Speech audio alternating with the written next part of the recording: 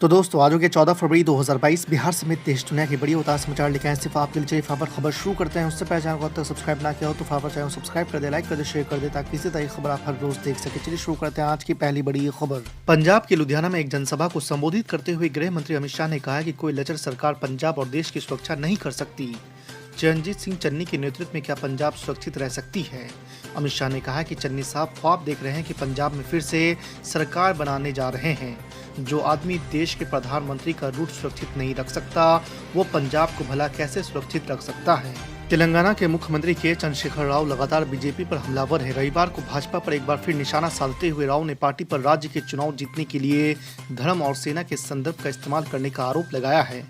आपको बता दें कि हैदराबाद के प्रगति भवन में मीडिया को संबोधित करते हुए चंद्रशेखर राव ने दावा किया कि भाजपा चुनावी राज्यों में मतदाताओं को अपने पक्ष में करने के लिए सर्जिकल स्ट्राइक का इस्तेमाल कर रही है। आपको बता दें कि इंडिया टुडे के मुताबिक उन्होंने कहा है कि सर्जिकल स्ट्राइक का सबूत मांगने में कुछ भी गलत नहीं है। पंजाब में 20 फरवरी को विधानसभा चुनाव होने वाला है, लेकिन यहाँ कांग्रेस में चल रहा विवाद थमने का नाम नहीं ले रहा है। राज्य में कांग्रेस की ओर से मुख्यमंत्री फेस के ऐलान के बाद भी नवजोत सिंह सिद्धू की नाराजगी जस का तस है। रविवार को एक बार फिर उनकी नाराजगी तब दिखी जब उन्होंने एक चुनावी मंच पर भाषण देने को बुलाया गया था। मंच पर बुलाए जाने के बाद उन्होंने हाथ जोड़कर भाषण देने से साफ इनकार कर दिया। खास बात यह है कि इस चुनावी मंच पर कांग्रेस महासचिव प्रियंका गांधी और चरणजीत सिंह चन्नी मौजूद थे। हिजाब को लेकर कर्नाटक में जारी विवाद पूरे देश में फैल गई है। इस विवाद को लेकर विपक्ष लगातार बीजेपी पर हमलावर है। इसी बीच पीडीपी प्रमुख महबूबा मुफ्ती ने भी बीजेपी पर जमकर निशाना साधा। आपको बता दें कि महबूबा मुफ्ती ने कहा है कि मुझे डर है कि बीजेपी सिर्फ हिजाब पर नहीं रुकेगी, वो मुसलमानों के तमाम निशानियां खत्म करना चाहते हैं। महबूबा यही नहीं रुकी, उन्होंने कहा कि भारतीय मुसलमानों के लिए सिर्फ भारतीय होना काफ़ी नहीं है, उन्हें भी बीजेपी होना ज़रूरी है। आपको बता दें कि समाचार एजेंसी ANI के मुताबिक श्रीनगर में रविवार को महबूबा मुफ्ती ने कहा कि जम्मू कश्मीर एक राजनीतिक मामला है, लेकिन भाजपा इसे एक सामुदायिक मामला बनाना चाहते हैं। पंजाब में विधानसभा चुनाव को लेकर पार्टियां एड़ी चोटी का जोर लगा रही है। इस बीच रविवार को कोटकपूरा में नवी सोच नवा पंजाब चुनावी रैली को संबोधित करते हुए कांग्रेस नेता प्रियंका गांधी वाड्रा ने आम आदमी पार्टी पर हमला किया और दावा किया है कि आम आदमी पार्टी दक्षिणपंथी हिंदू संगठन RSS से निकली हुई पार्टी है।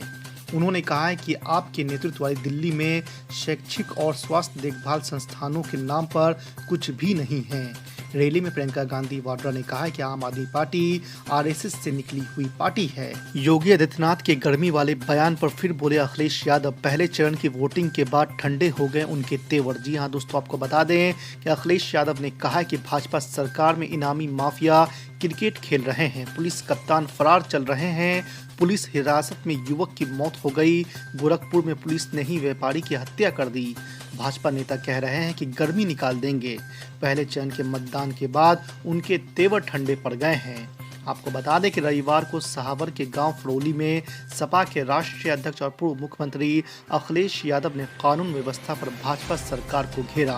उत्तर प्रदेश के मुख्यमंत्री योगी आदित्यनाथ ने रविवार को फर्रुखाबाद और ओडिया के 4 सभाओं में सपा को निशाने पर रखा। उन्होंने कहा कि पिछली सरकार में गुंडा माफिया तत्व निरंकुश थे, गरीबों का राशन यही तत्व खा जाते थे।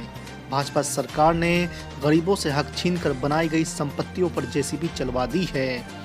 योगी आदित्यनाथ ने कहा कि अभी 3 महीने के लिए JCB की मरम्मत चल रही है। 10 मार्च के बाद JCB फिर अपने काम पर लग जाएगी। ऑल इंडिया मजलिस इत्तेहादुल मुस्लिमीन के प्रमुख बैरिस्टर असदुद्दीन अवैसी ने फिरोजाबाद में वोट डालने के लिए जाने के दौरान मुस्लिम महिलाओं से बुर्का और नकाब पहनकर जाने की अपील की है।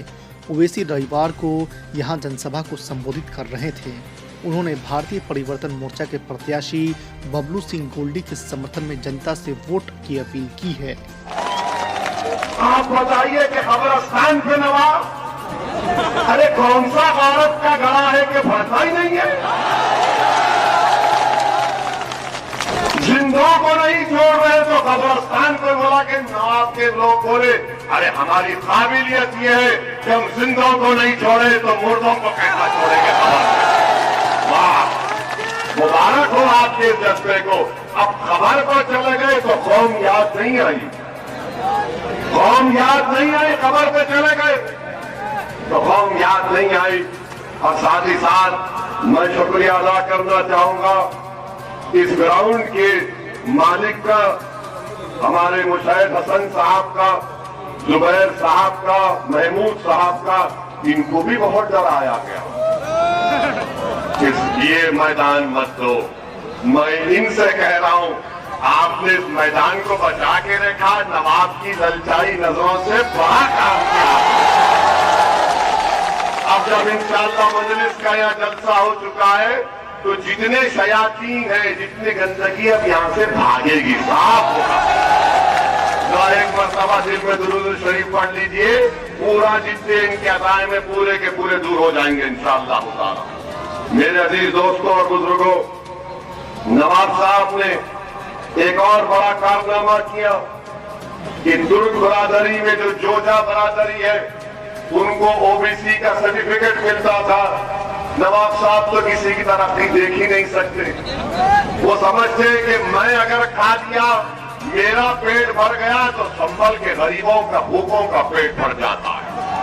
नवाब साहब ये समझते कि मैं दौलत खा लिया तो गरीब को उसको जरूरत नहीं है। अरे ओबीसी का सर्टिफिकेट बन करके आपने कौन से इंसानियत की मिसाल पेश की। अगर एक गरीब जोजा को सर्टिफिकेट मिलता तो उसकी बेटी, उसका बेटा तालीम में आगे बढ़ता, कलेक्टर बन सकता था, डीएम बन सकता था, डॉक्टर बन सकता था, कमिश्नर एसपी बन सकता था। मगर इनको हसद है कि कोई तरक्की नहीं करे सिवाय मेरे। मजलिस यही लड़ाई लड़ रही है। मजलिस जब हिस्सेदारी की बात कर रही है तो चंद लोगों की ताकत ना बढ़े बल्कि पूरी आवाम की ताकत बढ़े। मजलिस यही चाहती है कि जब हिस्सेदारी की बात होगी तो राजनीति में भी हिस्सा मिलना चाहिए, सियासत में भी, और शिक्षा में भी मिलना चाहिए, अस्पतालों में भी मिलना चाहिए। और मजलिस ये भी बात करती है कि हर जगह पर आपको हिस्सा मिलना चाहिए। मेरे अजीज दोस्तों और बुजुर्गों, अभी कोई लाके बताए, ये नवाब का ये नाला है, नवाब का ये नारा है, खाली प्लाट हमारा। नवाब का ये नारा है, नारा अभी हम नवाब का ये नारा है, कब्रिस्तान मेरा है। क्या बात है बताइए आप। अरे हम भी राजनीति में 4 मरतबा का एमपी हूं, 2 मरतबा का एमएलए बना मैं। अगर हम गलती करते तो हमारे दफ्तर दारुसलाम में हम लोग बैठते, पूरे एमएलए, मैं बैठता हूं, हमारे 44 हैदराबाद के कॉर्पोरेटर बारी बारी से आकर अपने बैठते। कोई सिक्योरिटी नहीं, कोई दरवाजा नहीं, कोई रोक टोक नहीं। वो दारुसलाम में जब दाखिल होता तो वहां से पहले पुकार के बोलता अस्सलाम वालेकुम, और अंदर आने से पहले बोलता आप हमारा काम नहीं किए, आपका एमएलए ऐसा नहीं किया, आपका कॉर्पोरेटर ऐसा नहीं किया, और अंदर आते ही शुरू हो जाता। ये मिजाज संपन्न में मैं पैदा करूंगा इंशाअल्लाह।